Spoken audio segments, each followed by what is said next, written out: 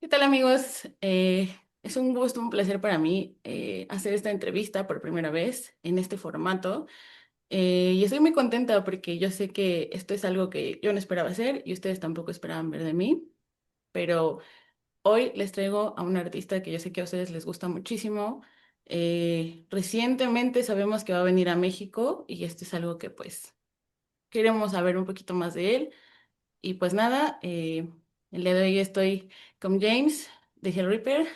James, tell me how you feel, what's going on today. Hello, thank you very much for speaking with me. All is good with me. Um, Everything's kind of winding down at the moment for the end of the year, so it's kind of cool to have a little break from everything. But yeah, everything is great with me. Thank you very much. It's cool to speak to you. I'm so happy to have you here. So we're gonna start with the questions. How can you describe Hellripper for those who don't know you? Usually I call it black speed or black thrash metal. Somewhere in between all those styles, black thrash, speed metal. It's fast, aggressive music, loads of influences from everywhere. I guess the obvious ones would be the kind of Venom, uh, Toxic Holocaust, Midnight, the later Dark Throne, stuff like that. Yeah, just fast, aggressive music.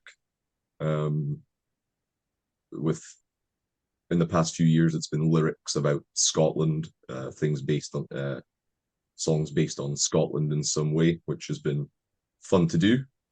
Something a bit different to write about, I guess. Um, yeah.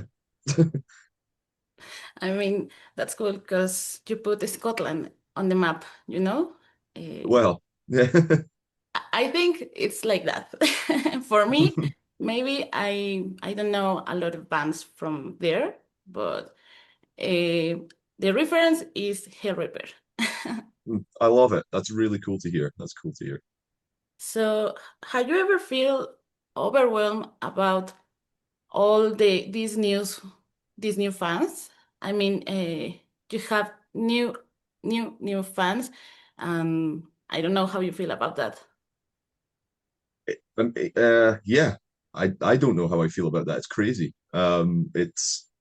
It's weird seeing the music um, that I create at home um, reach so many people and so many people enjoying the music. It's just yeah, it's weird. I never expected it. I never thought it would happen. I never planned it when I started the band.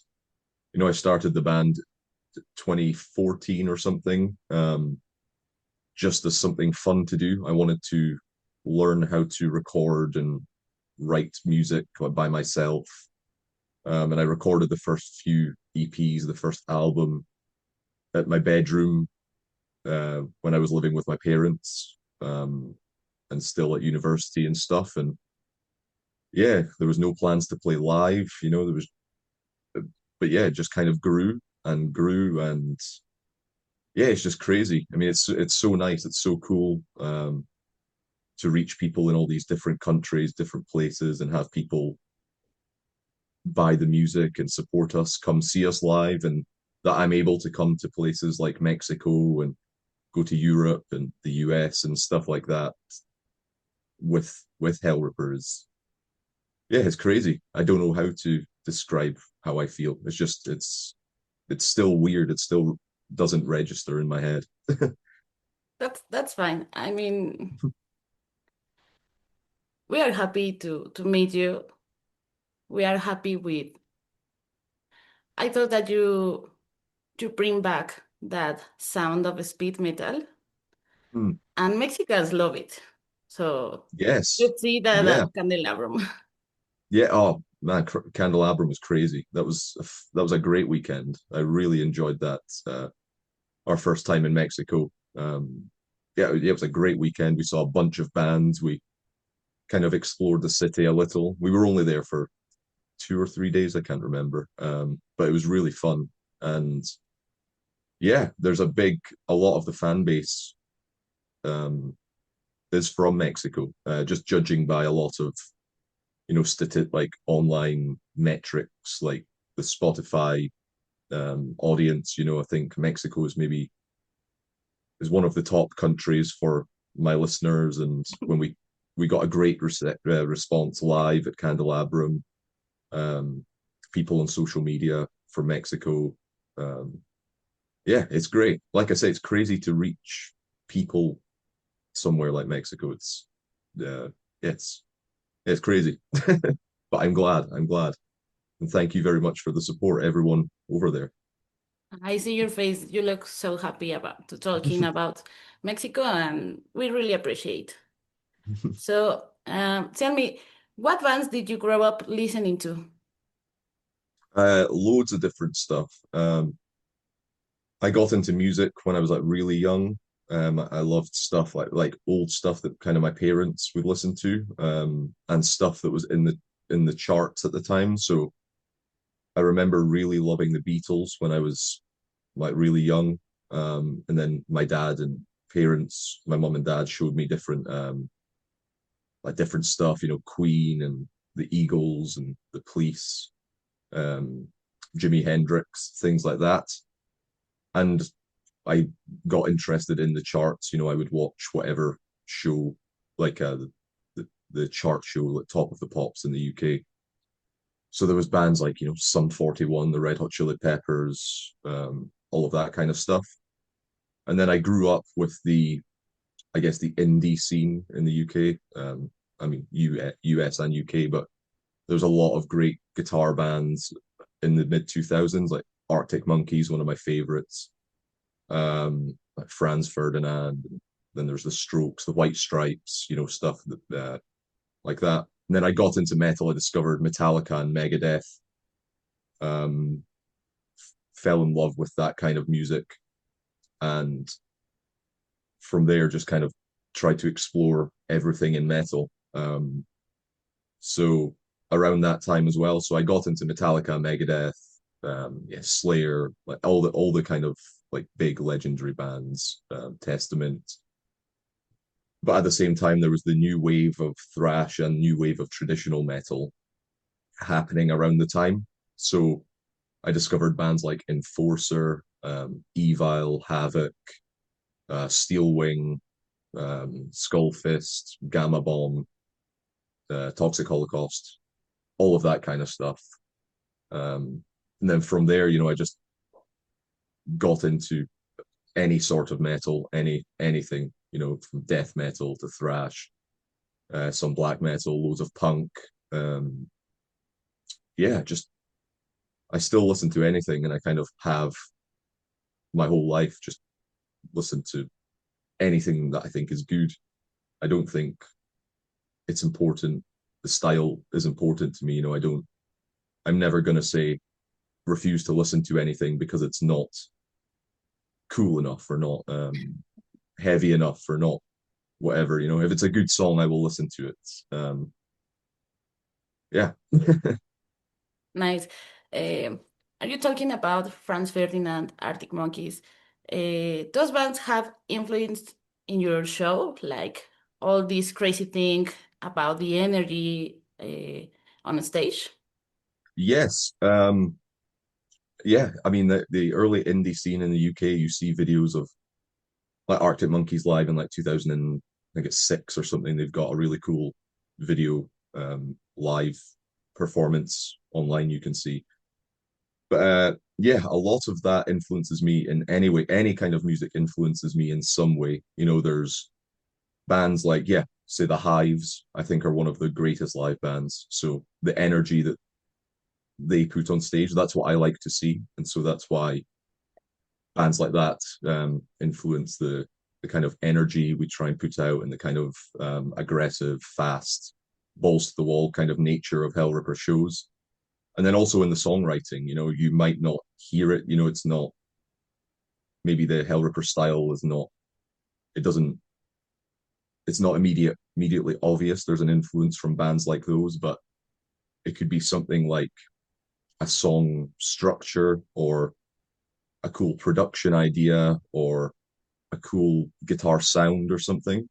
And that can be from any kind of music. It can be from pop or death metal, punk, acoustic, like singer songwriter kind of stuff. And then I just try and apply it in a Hellripper context, which is fun. But yeah, there's influence from everywhere, and everything from everything. So I try not to, yeah, limit myself. But you do need to try and I do try and not go totally crazy. You know, I don't want to. The Hellripper sound is a thing for me, and I don't want to go completely away from that. You know, the influence has to um, complement that and make it better, I think. And it's just what I enjoy doing. It's the fun thing about songwriting. I remember that you post a video where you are crashing a beer in your head, so Mm-hmm. that's Yeah, funny. yeah, yeah. We have an artist who's called Belinda, and she's doing something like that with an apple, you know? She's just Okay, doing like that. It's just crazy. I don't know why yeah, she did that, but I remember that things. So, yeah. and tell me, you recently signed with Century Media. How you feel Mhm. about that? Yeah, it's really cool. You know, again, another a label like Peaceville, the previous label, who I love, great label. It's they've got so many bands that I grew up listening to. I have loads of their CDs. And to be on like a roster like that is just really cool. And of course, the most important thing is when you when I discuss things with labels is that they are on the same page as me, like they share the same vision or they have ideas that can help me get the band to where I want it to be. Hopefully, it'll help the music reach new people.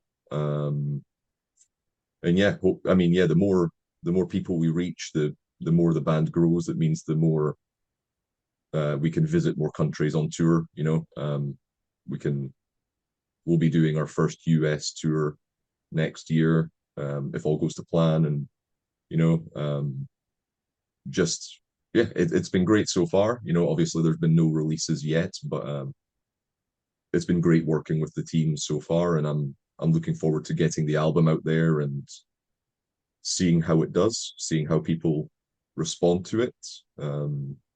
Yeah, you never know. People might hate it. You never know. I think it's cool. Uh, Hopefully, people share the same opinion. Yeah, yeah, it's nice working with the label so far. No complaints here. Nice. So just continue with this about your album. Can you tell me more about the new release? Yeah, so it's gonna be. Um, I haven't announced the title or the dates and stuff yet, but it should be released in around March of 2026. And we've released the first single in I think it was October, um, Kinile, which I think was a cool song. It was a fun song, one of the more rock and roll songs I've written in the past few years, but with some different stuff in there. You know, there was like a Opethy section, there was like a kind of proggy-ish sounding section, if you want to call it that. Then loads of rock and roll. Yeah, the new album, I think it sounds cool. Again, it's following on from the previous album. There's a lot of new influences in there, a lot more experimentation with different sounds, different instruments, different structures, different ideas. But of course, it's still fast, Hellripper, speed metal. Um, but yeah, I had fun just kind of trying some new things. You know, there's some synthesizer, there's some piano, there's some violin, bagpipes, cowbell, of course, need that. Um, yeah, I think it's cool. I think it's, as every musician will say, I think it's the best thing I've done so far. But that's, I mean, you've got to say that. Otherwise, there's no point in releasing something. So yeah, like I said, I hope people feel the same way. There's some new stuff in there for people to pick apart. There's a bit more atmosphere. There's some different things going on that you might take a couple of listens to hear, some kind of instruments and sounds kind of hidden in the background, kind of offering a little bit of atmosphere and stuff that you may not pick up on immediately. Yeah, I'm looking forward to getting it out there. The first single, like I mentioned, Canal, that was seemed to be received pretty well, I think. So yeah, let's hope the rest of the album is like that. Thank you. Can you repeat how can pronounce canile? Yes, Kinhile. Canile. Yes, Okay, yes, because I was saying cancha, something like yeah, that. Like yeah. A lot of the since it's a Scottish thing, a lot of the songs on the new album and some previous, um, it's a bit, people do have a bit of difficulty pronouncing. Um, there's a couple of songs on this new album where the I think are going to be pronounced a bit differently by different people, because it's, yeah, it's not the easiest. I never made it easy for myself. It would make more sense to have a universally understood kind of title and things like that. But I I think it was fitting. It's a bit different. It's cool. It fits the music, fits the vibe. Um, yeah, we'll see. Thanks so much. Um, can you tell me how you feel about your next visit to Mexico? I'm very excited. Like I say, the last time was amazing. We really enjoyed it. So yeah, of course it's a different location, different place. So I've got no idea what the place is like. Um, but we've had, a lot of interest. Like, people have told me they're coming to see us, and it seems like quite a big event, especially for the first edition of the festival. There's some cool bands on there, just in the first small announcement there, like Void and Necrofire, who I love. Of course, there's a bunch of different bands, but yeah, I'm excited. It's going to be fun. If it's anything like last time, then there'll definitely be no complaints from me. Um, yeah, I'm looking forward to it. Yeah, it's going to be cool. We are expecting a mini tour because going to León and this time San Luis Potosí is like uh, not a lot of people can travel to that place, Yeah. but we are expecting you in Mexico City, so Hmm. maybe later, right? I hope so. There's no plans at the moment. The only one we have so far is the festival. But if it's possible, and if things work out, because we've got a very busy year next year, we're going to be, yeah, I think we were looking, and I think it's going to be around 100 shows next year, which is a lot for us. And with a new album coming out as well, so it's going to be a busy year. We weren't actually supposed to do any more shows in May because there's a bunch of different things happening. But the festival offer came in, and yeah, I wanted to come back to Mexico, and so yeah, it'd be silly to say no. It'll be a good time. But yeah, we're planning. We've got some stuff in the works for later as well for um, Mexico. So I don't know. Yeah, the plans are not like concrete yet, so I don't know exactly what is confirmed. I don't want to share news, and then everything changes. But yeah, a mini tour in Mexico, a few shows in Mexico. I'm very okay with that. If that becomes a possibility. Bueno, ya saben, entonces tienen que ir a San Luis para ver a Hellripper y pues al menos este año ese va a ser el plan. So, tell me, what's your favorite food on the last trip to Mexico? What did I eat? I remember eating something. I can't remember what I had, but it was so spicy that I was dying.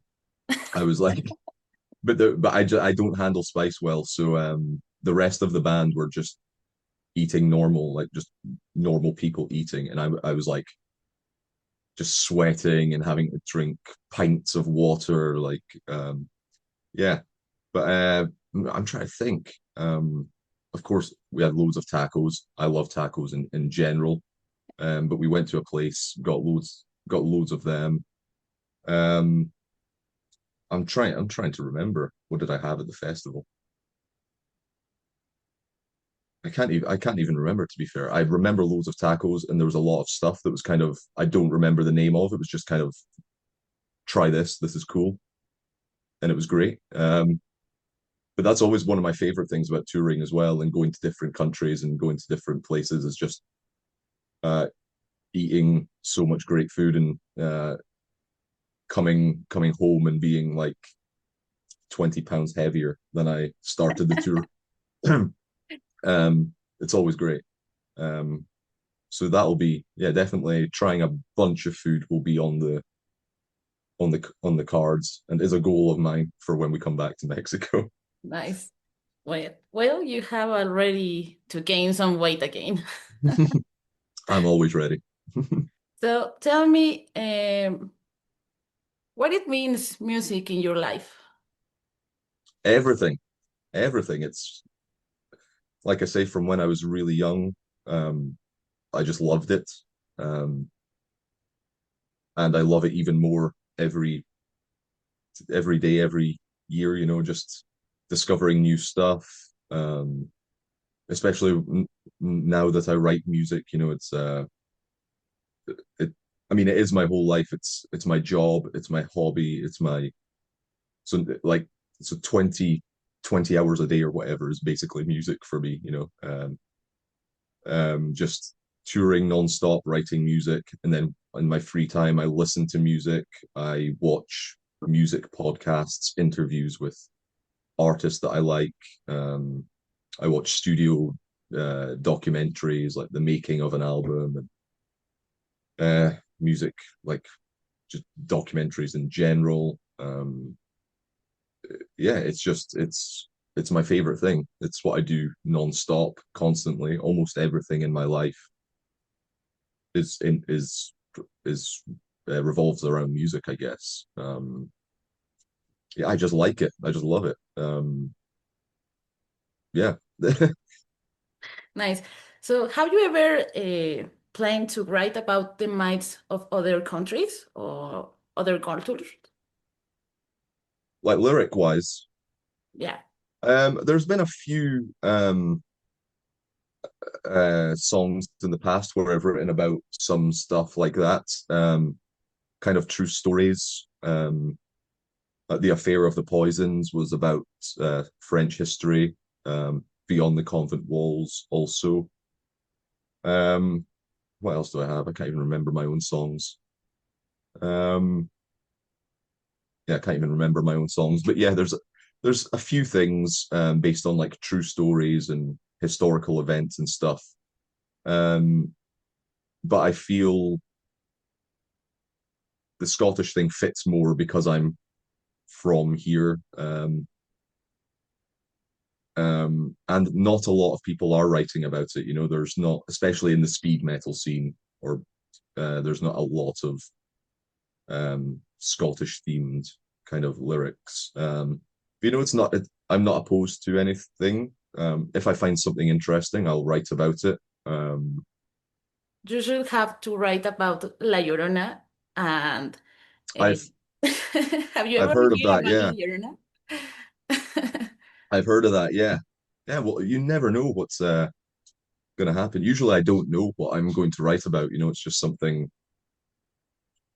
I just see something or a phrase will come into my head or a song title, and it fits with the music, and then I figure out what's going to happen from there. So you never know. It's cool to write about loads of different stuff at the moment. You know, like I say, we're in the Scottish. The last album was a Scottish themed album. The next album will be Scottish themed. Um, but yeah, you never know. We had two albums not Scottish themed. I have no idea what's going to happen in the future. You know, I never, yeah, like I said, I don't really plan so far ahead. Things kind of come naturally, or and then we see what happens. If it sounds good, I'm not opposed to it. You know, I'm if it's a good song, I'll do it. Nice. Thank you.